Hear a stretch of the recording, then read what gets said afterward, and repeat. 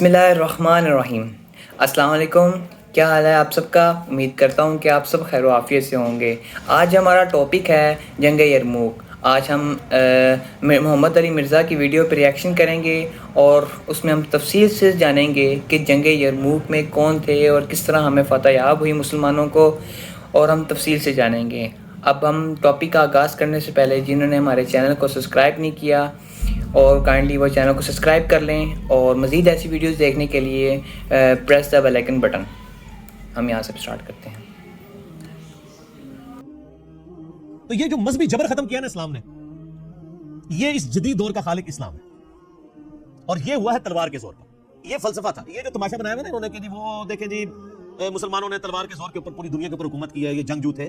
Sir जो बदमाश सैकड़ों साल से दुनिया पर हुकूमत जमाए बैठे थे, उन बदमाशों को उखाड़ने के लिए तलवार की तो जरूरत पड़नी थी, और उसके लिए फिर अल्लाह ताला ने ये तलवार मुसल्लत की। ज़रा इसका इनिशियली आगाज जो है वो मदीना शरीफ से हुआ, यानी ये दावत के ताल की शक्ल में मदीना शरीफ से उठी। रोमियों की हुकूमत थी, मतलब अंग्रेज़ों की हुकूमत थी। हर जगह बदमाशी करते थे, गुंडागर्दी वगैरह, लूटते थे, गरीबों का माल खाते थे। तब जाके मुसलमानों ने तलवार थामी और सारी गंद को साफ किया। 2 हिजरी में गज़वा बदर, और 15-17 सालों के अंदर पूरी दुनिया के ऊपर यानी फैल गई। आप देख लें कि हिजरत मदीना हुई है यकम हिजरी में, उस वक्त सिर्फ 125 बंदे मुसलमान थे। उस वक्त सिर्फ 125 बंदे मुसलमान थे। 2 हिजरी में गज़वा बदर हुआ, कितने मुसलमान थे? 313। 3 हिजरी में गज़वा उहुद हुआ, कितने मुसलमान थे? 1000। उनमें से भी 300 वो मुनाफिकीन ही थे, 700 मुसलमान थे। फिर 5 हिजरी के अंदर गज़वा खंदक हुई, 6 हिजरी के अंदर सुलह हुदैबिया हुई, 7 हिजरी में गज़वा खैबर हुई, 8 हिजरी में फतह मक्का हो गई, और 8 हिजरी में गज़वा हुनैन हुई है मुशरिकीन अरब के खिलाफ आखिरी फैसला कुन जंग, और 9 हिजरी में गज़वा तबूक हुई, जो यानी रोमन एम्पायर को नजर आ गया था कि ये तो नई एम्पायर खड़ी हो रही है, तो कैसरे रोम ने जो अरब की सरजमीन थी तबूक, उसके पास बॉर्डर पे आके 1.5 लाख की फौज यानी खड़ी कर दी और कहा कि हम तो ये नई जो सुपर पावर बन इसको दबाएं। तो ये पहला और आखिरी मौका था जब अल्लाह ताला के महबूब सल्लल्लाहु अलैहि वसल्लम ने ये अनाउंसमेंट की कि अब जो शख्स किताल में नहीं जाएगा वो मुनाफिक तस्वर किया जाएगा। इससे पहले ये शर्त नहीं थी। 30,000 जानिसार सहाबा का लश्कर लेकर, जिनमें मुनाफिकीन भी शामिल थे जो कानूनन मुसलमान थे, नबी इस्लाम जो है वो तबूक तक गए। और सर उस जमाने के अंदर आप अंदाजा करें 700 किलोमीटर का सफर रेगिस्तानी सख्त गर्मियों में, जब कई के लोगों के पांव में जूतियां भी नहीं थी, कई पैदल थे, बहुत कम लोग सवारियों पर थे, और उन पर ऐसा रोब डला कि कैसरे रोम नबी इस्लाम के पहुंचने से पहले ही बॉर्डर छोड़ के भाग गया। पहले वो ललकार रहा था, हालांकि 1.5 लाख और 30,000 का तो मुकाबला था। 1.5 लाख लेटेस्ट असले के साथ लेस आर्मी, और 30,000 जिनके पांव में जूतियां भी नहीं है। लेकिन उसको नजर आया कि नहीं भाई ये गैबी मदद है, वरना मैं आपको ये गज़वा तबूक ही जंग यरमूक साबित हो जानी थी। और पूरी दुनिया पे दाग बैठ गई कि यार रोमन एम्पायर, यानी आप देखेंगे भूटान फौज लेके आए और अमेरिका अपनी फौज पसपा कर ले तो दुनिया में कैसे खलबली मच जाएगी। उन्होंने कहा यार ये लोग फौज लेके भाग गए। नबी इस्लाम 40 दिन तक वहां रहे, इर्द गिर्द के कबाइल के साथ आपने बकायदा मुआहदे किए कि या तो न्यूट्रल रहोगे या हमारा साथ दोगे। सारे ने कहा जनाब तुम्हारी तो ताकत ही नहीं किसी दी, रोमन एम्पायर नास गई है। तो कुछ आपके साथ मिल गए, कुछ ने कहा हम जंग हुई तो हम ना उनका साथ देंगे ना आपका। फिर नबी इस्लाम तो दुनिया से तशरीफ ले गए उस गज़वा तबूक के 1.5 साल के बाद। फिर हज़रत बकर सिद्दीक़ के ज़माने के अंदर जो है वो किसरा के खिलाफ क़िताल शुरू हुआ। ज़ाहिर उन पर भी हुज्जत तमाम होनी थी, उनको भी खुतूत लिखे हुए थे, या तो जिज़िया दो या मुती हो जाओ, ये जंग के लिए तैयार हो जाओ, जो सूरह तौबा में है। उन्होंने सोचा नहीं था, उन्होंने कहा ये अरब के बुद्धू ये तो लूट मार करने आते हैं और भाग के रातों रात चले जाते हैं। उन्होंने कहा ना, अब हम लूट मार करने नहीं आए हैं, हम भेजे गए हैं। तो वो तो उनको सीरियस ले ही नहीं थे ना। अच्छा ये जो किसरा के लोग थे ना पर्शियन एम्पायर के, ये यानी बड़े टफ माहौल के आदी थे। अरब की टक्कर के अगर कोई लोग थे ना तो वो किसरा के लोग थे, क्योंकि वो भी उस टफ माहौल के आदी थे जिस तरह अरब के लोग आदी थे। यानी कितने अरसे तक रेगिस्तानों में सफर करना और सारा वो गर्मी को बर्दाश्त करना। अच्छा वो जब पहुंचे हैं तो आप देखें इराक फतह हुआ, हज़रत खालिद बिन वलीद रज़ियल्लाहु अन्हु को भेजा सैयदना अबू बकर ने, करते करते जनाब जो है ना वो फतवाहत बढ़ती गई। लादा आप सर उमर सीरीज देखें, मौलवियों को छोड़ें, उमर सीरीज देखें आपने अगर ये रेवोल्यूशन देखनी है। हज़रत अबू बकर सिद्दीक़ वफात पा गए, हज़रत उमर बने, तो अभी बिल्कुल फैसला कुल यानी दोनों तरफ फाइनल खेले जाने वाला था। आप देखें कि मुसलमानों की तादाद थोड़ी है और दोनों माजों पे हजरत अबू बकर ने अपने जमाने में शाम के क़िताल के लिए भी यानी रोमन एम्पायर के खिलाफ भी जंग के लिए फौजें भेज दी, और इराक को फतह हो गया, किसरा के खिलाफ भी भेज दी। दोनों सुपर पावर से बैक वक्त टकराओ। इस दौरान सैयदना अबू बकर की वफात हो गई, हजरत उमर खलीफा बने, और अदैन मैदान जंग में जंग यरमूक होने वाली थी। Khalid bin Walid chief of army staff है, हजरत उमर ने पहला डिसीजन किया कि खालिद को उठाओ। من عمر بن الخطاب إلى أبي عبيدة بن عامر بن الجراح فإني أحمد الله تعالى إليه. أما بعد فإن أبا بكر الصديق خليفة رسول الله قد توفي، فإنا لله وإنا إليه راجعون. وقد شاء الله أن أتولى أمر المسلمين من بعدي، وقد وليتك جماعة المسلمين في الشام، فانظر في حرب الروم برأيك ومن حضرك من المسلمين،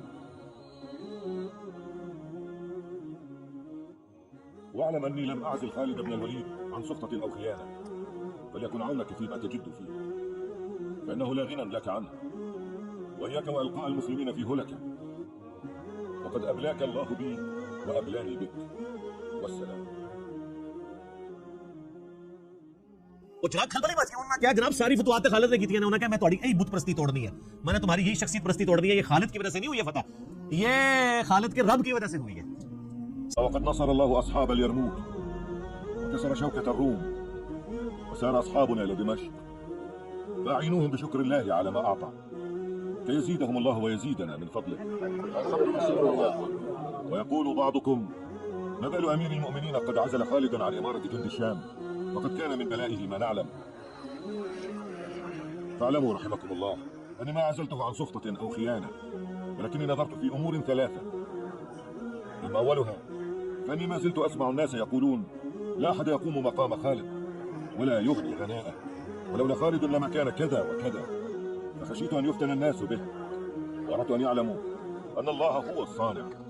فماذا لو قضى خالد نحبه؟ هل تنكسر شوكة الإسلام بموته؟ وهل ينقضي وعد الله بانقضاء أجله؟ وقد مات قبله خير الناس محمد رسول الله، فمضى أمر الدين على ما وعد الله. وقد خابت أمة تعلق أمرها كله برجل واحد، إذا غاب انقضى أمرها واختل نظامها إلى بوار. وأما الأمر الثاني فإن خالدا يرى رأيا في عمل الأمراء والولاة يخالف رأيه، وهو يقيم على رأيه ذاك عازما عليه. يرى أن يستقل الوالي بعمله فيمضي الأمور في ناحيته على الوجه الذي يراه، فلا يرجع به إلى الخليفة. أما أنا فأرى أن الخليفة مسؤول عن عمله وعمل ولاته وأمرائه عند الله. أما الأمر الثالث فإن عمل الأمراء والولاة لا يقتصر على خطة الحرب وتدبير الجيوش وإنشاب القتال، ولو كفينا الحرب لاكتفينا، فإنما نحن هداة ودعاة، وإنما عمل الوالي والأمير سياسة الناس وإقامة العدل وحفظ الحقوق وتدبير معاش الرعية. وتوشك أن تدخل الشام في دولة الإسلام فيغلب أمر السياسة على أمر الحرب في عمل الوالي والأمير. وأبو عبيدة له فضل السبق والقدم في الصحبة، وهو الزاهد العابد المكيث الرؤوف بالناس، فإذا دخل خالد في أمره وجعل فتنته في الحرب تبعا لسياسته ضمننا أن يعتدل هذا بذاك، وأمنا أن لا يجور السيف على شأن الرعاية والسياسة والتدبير، وهو الأصل في الولاية. وقد بسطت لكم رأيي كي لا يكثر المقال ويتحدث الناس بسوء الظن، وهو مبلغ ما هديت إليه، فإن أصبت فمن فضل الله، وإن أخطأت فعلي خطأ. सर आप सोच सकते हैं कि बिल्कुल फाइनल मैच के अंदर कैप्टन को हटा दिया जाए। ये हजरत उमर का कॉन्फिडेंस था। अबू उबैदा इब्न जरह को भेजा यरमुक के लिए, और 4 दिन तक जंग जारी रही। अल्लाह ताला ने मुसलमानों को फतह दी। और जो कैसर था रोमन एम्पायर का जो हेड, जो सदियों से वहां बैठा हुआ था शाम के अंदर, बैतुल मक़दिस को उन्होंने मेन सिटी छोड़ के चला गया, वहां से दोबारा नहीं आ सका। और दूसरी तरफ इसके फौरन बाद उसी साल में, जिस साल ये यानी यरमुक हुई है ना, ये 17 हिजरी के अंदर, उसी साल जंगे जो है वो कादसिया भी लड़ी गई। अब ज़ाहिर मुसलमान का फौज थोड़ी थी। कादसिया असल में एक मुसलमानों का इम्तिहान था कि लाखों का लश्कर लेके वो रुस्तम पहलवान आ गया, तो फिर हज़रत उमर ने बकायदा खत लिखा वहां से कि तुम वहां से फौज जो है ना कुछ हिस्सा यहाँ पे भी ट्रांसफर करो, ताकि, और यहाँ से अब तय पाया कि अब किसको कादसिया के लिए किसको लीडर में आ जाए। हज़रत उमर ने डिसीजन किया कि मैं खुद जाऊंगा कादसिया के लिए, क्योंकि ये बहुत फैसला कुन जंग है। यरमुक चूंकि मुसलमान जीत चुके थे, तो उसकी वजह से जो पर्शियन एम्पायर है उसमें रोक पड़ गया था कि जनाब अमेरिका ने नास गया जो रशिया की बारी है, तो रशिया तो रोक पै गया, जिस तरह आज रशिया और अमेरिका। सैयद उमर ने कहा मैं खुद जाऊंगा। हजरत अली ने कहा कि नहीं, ना आपने नहीं जाना। सर ये नाम पता नहीं कहां है। उनका हजरत आपको कुछ हो गया तो पीछे क्या बनेगा? अगर खुदा ने खास्ता मुसलमान कादसिया में शिकस्त भी खा गए तो आप पीछे तो होंगे ना। हम और अरब कबाइल को जमा करके नई खेप रवाना कर देंगे, एक और फैसला को जंग लड़ लेंगे, और अगर आप शहीद हो गए तो मुसलमानों का शराजा बिखर जाएगा। और सर ये सेम जो खुतबा है ना, ये नाजुल बलागा में भी शिया की किताब के अंदर मौजूद है, जो मैंने एचडी कैमरे में दिखाया। तो सैयदना उमर फिर रुक गए। फिर मशवरा हुआ किसको भेजा जाए। अब बाकी सीनियर साहब भी तैयार थे हजरत अली जाने के लिए, बाकी हजरत उमर जो है ना वो सीनियर लोगों को अपने से दूर नहीं करते थे। वो कहते थे नहीं तुम लोग तुम्हें मशवरा देने वाले हो, तुमको तो मैं तुम्हें यहाँ से नहीं जाने देना। बहरहाल तय पाया कि जी ये जनाब शेरों के मुकाबले के लिए शेर को भेजा जाएगा, साद इब्न अबी वक़ास। साद शेर को भी कहते हैं अरबी में, शेर को भेजा जाए साद इब्न अबी वक़ास रज़ियल्लाहु ताला। नबी अलैहि सलाम के मामू भी थे रिश्ते में, यानी वो नान के खानदान से रिश्ते में मामू लगते थे। साद इब्न वक़ास को हज़रत उमर ने भेजा और फिर साथ एक खत भी पीछे से रवाना किया कि साथ इस बात पे ना करना कि तू अल्लाह के नबी का मामू है, याद रखना अल्लाह का कोई रिश्तेदार नहीं है। हाय हाय हाय, अल्लाह का कोई रिश्तेदार नहीं है, खुदा के साथ कमिटमेंट शो करनी है अपनी, बुज़दिली नहीं दिखानी। और फिर सर साद इब्न वक़ास अगरचे वहां जाके बीमार हो गए, किले में थे, खुद तो लड़ नहीं सके, लेकिन पूरी प्लानिंग उन्होंने की। 4 दिन के अंदर अल्लाह ताला ने मुसलमानों को जंग कादसिया में फतह अता फरमाई। 8,500 मुसलमानों की कुर्बानी, 8,500 मुसलमान शहीद और डिसाइसिव जंग थी। आज हमें उन 8,500 बंदों के नाम तो नहीं पता, लेकिन अल्लाह के हुजूर तो वो अमर है जन्नतों में। और पूरी पर्शियन अंपायर मुसलमानों के कब्जे में आ गई। रोमन अंपायर का तो कुछ हिस्सा आया था ना, बाकी जिजिया देने पे आमादा हो गए। पर्शियन अंपायर पूरी मुसलमानों के पास आ गई। और फिर हजरत उमर का आप क्राइटेरिया देखें कि उन्होंने पर्शियन अंपायर गिरी तो अब्दुल्ला इब्न मसूद को चीफ जस्टिस बना के वहां पे भेजा। चीफ जस्टिस इतना बड़ा होता, आज का चीफ जस्टिस नहीं संभाला जा रहा, उस जमाने का चीफ जस्टिस।